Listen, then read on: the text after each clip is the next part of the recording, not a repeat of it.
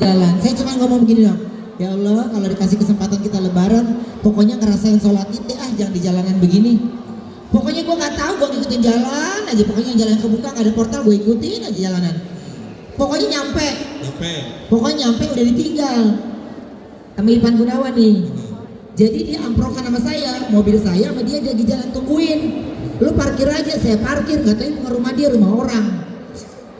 Saya titip lagi tuh kuncinya, supirnya lewat, rezeki lagi dong. Mau ditinggalin nggak bisa. Sampailah di masjid kok masih kosong, masih ini. Udah yakin nih, berarti salah kan?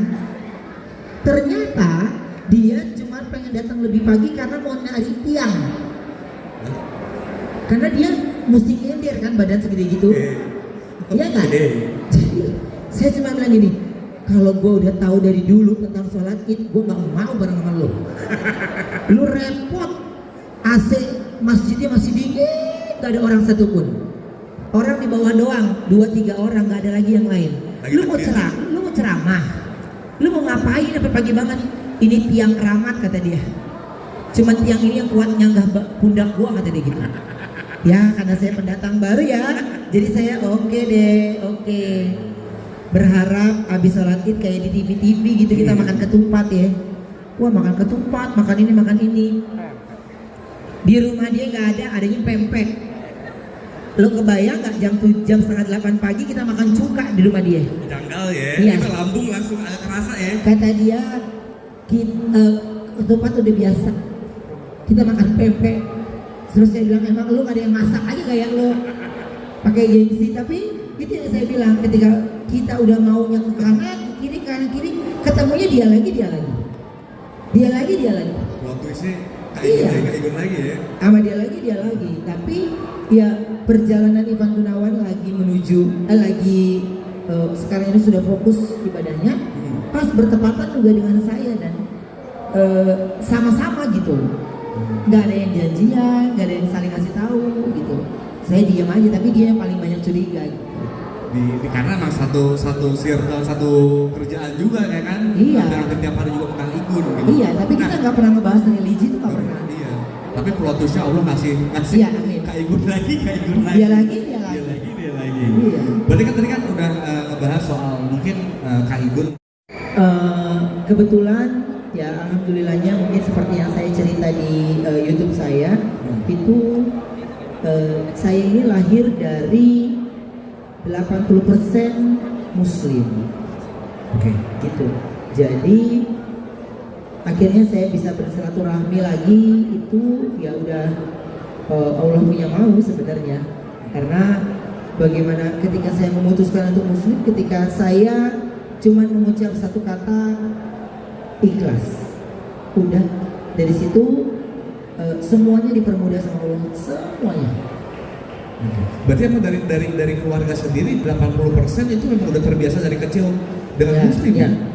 Dari kecil. Ya, kayak alhamdulillah, astagfirullah itu udah biasa gitu. Iya. Dan akhirnya menetap di mungkin pelajarinya 4 tahun terakhir ini ya. Iya. 4 tahun terakhir. Di 4 tahun terakhir tuh lebih ada yang mengganjal dari pikiran saya dan hati. Ya saya tanya lagi, kenapa saya maunya fokus supaya tidak membuat saya jadi simpang siur atau salah arti, salah jawaban gitu. Oke. Sekarang kan alhamdulillah nih Kak Rupiah kan udah mualaf. Pertama kali perasaannya gimana sih pas mengucapkan asyhadu alla gitu? Gimana tuh perasaannya tuh? Saya ketika 2 kali syahadat ya, itu berjalan lancar, tenang, sesuai dengan apa yang saya mau. Tapi perjalanan saya ketika saya memutuskan untuk Muslim, yang saya pertanyakan berulang-ulang adalah, Bib, bagaimana sholatnya saya? Karena saya ingin sekali, saya nggak hanya bisa sholat, tapi saya paham betul bagaimana kita menjalankan sholat dengan baik, bacaannya dengan baik.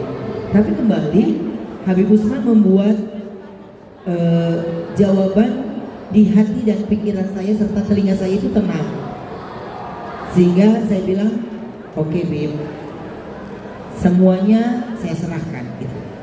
Makanya pada saat yang saya tanyakan terus, Bib bagaimana sholatnya, Bib bagaimana bacaannya, Bib wah itu terus saya.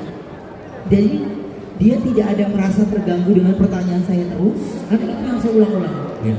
Sebelum saya ambil wudhu, ketika sebelum syahadat gitu ya, itu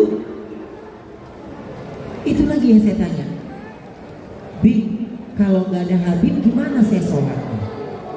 Gitu. Terus jawabannya beliau yang membuat saya tenang, Islam itu mudah, Allah pasti permudah. Udah, saya tenangkan hati, saya wudhu, dipimpin sama beliau, malah beliaunya sendiri yang menahan air mata. Saya benar-benar, saya bilang sama, aduh, saya nggak mau ada air mata. Soalnya ada air mata itu ya saya kepengen adalah air mata bahagia, air mata sebuah saya ini sudah memiliki ketenangan yang baru gitu. Nggak ada sama sekali. Tapi nangisnya itu ya ketika seketika pada saat itu juga saya ingat almarhumah ibu saya. Mungkin Habibnya terharu kali ya kalau Robin ya. Iya. Lebih terharu kayak. Lebih terharu gitu. Akhirnya apa yang dipertanyakan nih? Iya. Selama ini sama Kak Ruben akhirnya alhamdulillah masuk juga. Alhamdulillah banget. Pokoknya Allah permudah saya ketika saya bilang bukan saya tidak mau bercerita ketika proses perjalanan saya kemarin-kemarin ini, tapi saya cuma saya pengen fokus ibadahnya aja di Ramadan gitu. Ya akhirnya Allah jawab semuanya. Hal yang saya takuti, hal yang saya pertanyakan dalam hati dari kemarin-kemarin ini semuanya Allah jawab. Contohnya, nih Bapak Ibu. Jadi saya ada tim saya itu yang ngajarin saya sholat, bacaannya, ininya. Tiba-tiba hari ke-7 apa hari ke-5 baru puasa dia udah pulang kampung. Norak nggak tuh? Lebaran masih lama, dia udah pulang kampung duluan. Panik dong kita nih. Orang dia yang ngajak, yang mimpin sholat dia kan, yang ngajarin bacaannya dia. Tiba-tiba dia pulang kampung, kita belum hafal. Ya Allah, ada lagi godaan ini, kita gimana ya? Baca lewat YouTube katanya gitu. Sholat subuh lewat YouTube, sepet banget mata kan, kena lampu cahaya, wah bahaya ini, umur udah 42 lagi ya, 43 di tahun ini, bahaya ini. Takut ada apa-apa sama mata ya. Saya cuma bilang, terus ada lagi yang bilang pakai sejadah anak-anak katanya ada suaranya. Hah? Sejadah anak-anak ada suaranya. Saya udah beli, coba gue mau denger kayak apa sih? Saya malah ketawa mulu. Wah ini nggak fokus ini. Buang sana. Emang bukan usianya. Ini masa nggak bisa menghafal sih otak gitu. Ada yang saya ingat tapi tiba-tiba kadang suka lupa ya Bu. Kadang-kadang ini, kadang kita udah hafal gini, bacanya apa tadi? Ulang lagi dari awal. Ya kan? Saking kita maunya bener-bener fokus, ya kan? Akhirnya udah deh. Pokoknya ingat tadi Usman ngomong, pokoknya kalau yang ente nggak bisa ucapkan pakai bahasa Indonesia aja. Oke. Katanya, ya kan? Udah saya lakuin. Tapi percaya nggak percaya Bapak Ibu? Ini ketika saya sholat dan saya punya rasa ragu, tapi saya selalu yakin bisa. Berjalan saya sholat, saya nggak ngerti itu bagaimana terjadi. Pokoknya tiba-tiba selancar itu tanpa saya mengingat hafalan. Jadi dari saya rukunya seperti kayak ada orang yang ngarahin pundak saya. Terus buat saya sujudnya kayak orang yang bergerak sendiri, tapi saya sadar gitu. Saya cerita lagi. Nah, 2 hari sebelum Lebaran, saya baru bikin video yang saya upload itu. Ya itu baru 2 hari sebelum Lebaran.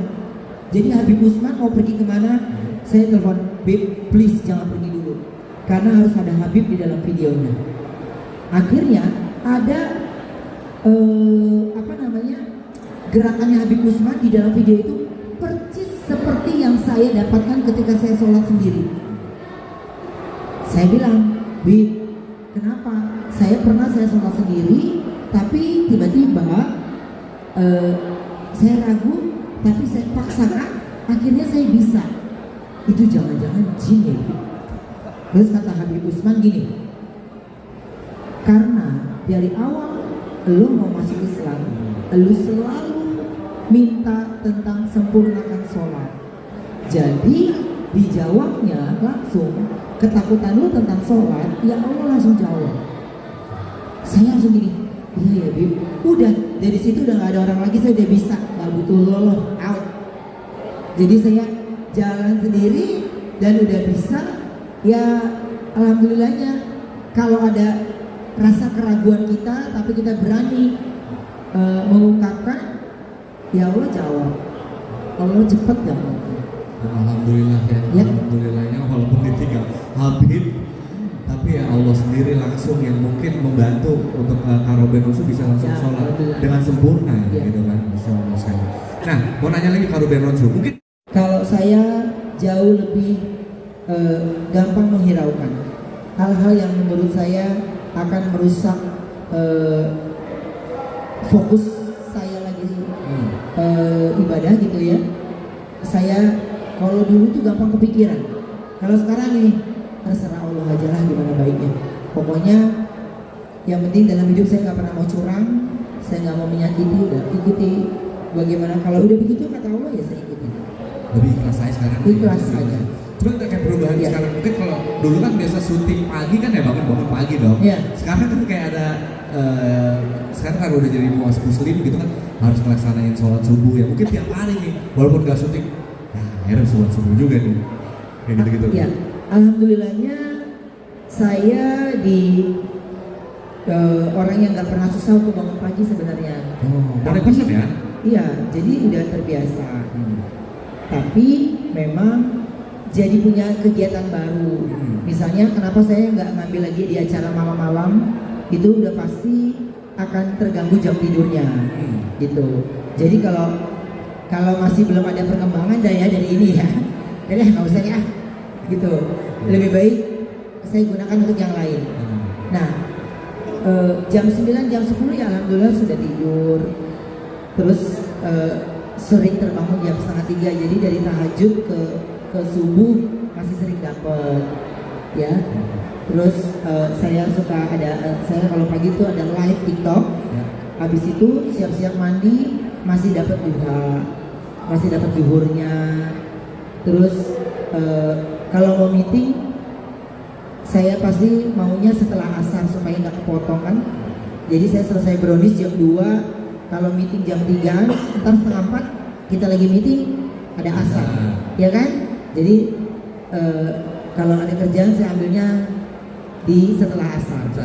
Ya alhamdulillah beberapa pekerjaan saya yang mereka tahu gitu ya. Jadi saya selalu bilang kalau itu kepotongnya maghrib kan kadang-kadang suka pada tancap terus. Jadi saya udah bilang dari awal, saya pasti akan minta break maghrib. Kalau setuju saya lanjutkan, kalau nggak setuju nggak apa deh, saya di rumah aja. Gitu ya, alhamdulillah banyak pekerjaan yang mereka memberikan saya space dan support saya jauh. Gitu.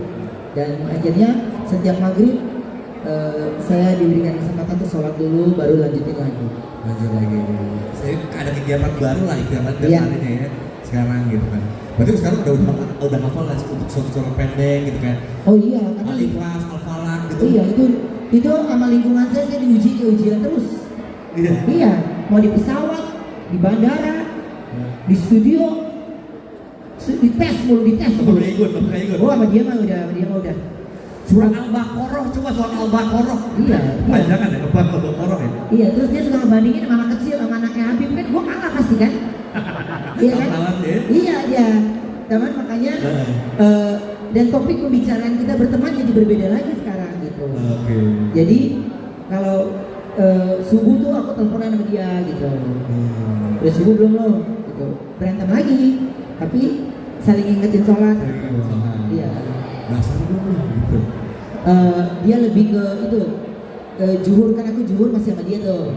Jumatan masih sama dia tuh. Oh iya. Iya, nah sekarang saya udah gak pilih Jumatan sama dia tuh bete. Kenapa? Nggak aja kan mau Jumatan tuh tempat AC, Oh, oke. ya kan? Nah, kan kalau di Brownies itu kan jamnya kan kepotong opening kan. Saya harus cari yang masjid yang deket dong. Sebenarnya ada yang deket, dia nggak mau panas. Nah saya maunya deket supaya saya bisa mulai openingnya. Opening langsung sama Ini jalannya lama kayak kura-kura. Jadinya kita jalannya mau gimana, dia lama deh. Iya, jadi makanya saya udah di sana, gue di sini. Tapi untuk menunjukkan benar-benar sholat, upload foto, mana foto lo? Jebret, kayak emak gue dia jebret. Gitu dia. Jadi paham ya, musola mana nih? Gitu. Nah, gitu pertama dia gitu, akhirnya dia pernah gabung di tempat gue. Di sini aja nih, searah jalan ke Trans. Aku nggak lewat situ, gue nggak mau enggak. Kapan waktu dia akhirnya, gue di situ deh, gue gabung sama lu deh. Nah, kan? Gitu. Oke, Kak Ruben sekarang udah jadi Ya. muslim. Mungkin harapannya apa Kak Ruben? Setelah mungkin kuliah di alam, Ya. bisa masuk Islam, gitu. Harapannya apa sih? Kalau saya harapannya adalah yang ingin menjadi orang yang lebih baik, gitu ya. Ingin jadi orang yang bisa berguna buat banyak orang dan bisa kasih tahu sama semua bagaimana sekarang Ruben yang sekarang bukan Ruben yang dulu. Mungkin lebih. Kalau kita kan bilang, Pasti kan ada perbedaannya gitu. Cuman kalau sesudah itu sekarang itu ya apa ya, segala sesuatu itu saya bisa udah nggak mengandalkan orang lagi untuk bisa bercerita. Tapi ketika saya sudah selesai aktivitas terutama di ISA itu kayaknya udah waktunya saya kayak mengadu gitu, cerita hal. Saya bilang saya lagi bahagia, saya bahagia. Saya hari ini kurang baik, ya saya bilang kurang baik. Jadi air mata yang nggak pernah saya mau keluarkan, otomatis nangis sendiri aja. Terkadang ada sesuatu yang ada di pikiran kita tidak bisa kita ucap. Menjaga ucapan, menjaga pikiran yang selalu negatif, akhirnya sholat aja. Dengan sholat ya akhirnya seperti saya manja, cerita gitu, hal-hal yang gitu, apapun itu. Jadi saya udah walaupun Allah udah pasti tahu semuanya, tapi makanya ketika saya sholat itu saya tenang dan terus dimana setelah sekarang ini terus punya rasa rindu bagaimana kalau apa yang terjadi kalau saya lupakan sholat. Itu yang saya selalu punya rasa takut. Jadi harunya saya itu saya nggak bisa bilang semuanya, pokoknya saya mengikuti kata hati. Jadi pada saat hatinya lagi senang ya saya sampaikan terima kasih Allah gitu. Jadi kalau ada sesuatu yang menjadi hambatan, menjadi unek-unek sendiri gitu ya cerita. Jadi ya nggak pernah menganggap sebuah masalah itu akhirnya menjadi terlalu berat, menjadi tidak akan pernah ada jalan keluarnya, enggak. Ya alhamdulillah semuanya saya bisa selesaikan setelah saya sholat. jadi apapun itu ya sholat lah ya. Iya. Cerita apapun itu gitu kan, tentang kelakuan keikut juga ya. Oh dia mah nggak usah disolatin dia udah Ya Allah, saya punya teman gini amat ya Allah gitu. ya tapi ya itu yang saya bilang ketika saya merasa sendiri gitu ya, akhirnya ya Allah kirim. Enggak, lu punya teman sebenarnya yang Allah lagi berubah juga di waktu yang bersamaan gitu. Kita juga sampai bingung ngobrol tentang masalah pribadi nggak pernah, atau apapun itu nggak pernah gitu. Terus tiba-tiba ketika sama-sama dia lagi berhijrah, saya pun juga lagi gitu. jadi sekalian gitu ya. Like, emang dari ya, ditunjukin gitu sama Allah gitu Iya, ya. ditunjukin. Berjalannya langsung bareng-bareng Iya. kayak gitu. Betul. Kayak gitu saling mengingatkan juga sama Kak Igun juga ya. Ya kayak misalkan